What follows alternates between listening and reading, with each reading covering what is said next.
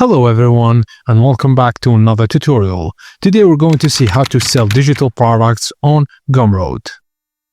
First thing first, log into your Gumroad account and go to Products tab. Click New Product and select the product type, digital, subscription, etc. Name it and set the price. Now add a compelling description that explains the value of your product and upload a cover image and thumbnail. Also customize the URL for easy sharing. Don't skip this step because a detailed description and strong visuals build trust and help convince people to buy.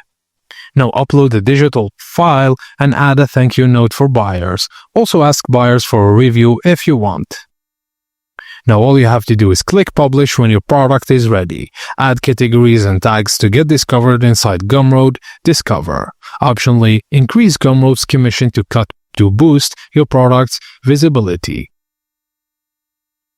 And that's it guys, as simple as that. Thank you guys for watching and please be sure to like and subscribe for our channel for more tips and tricks like this.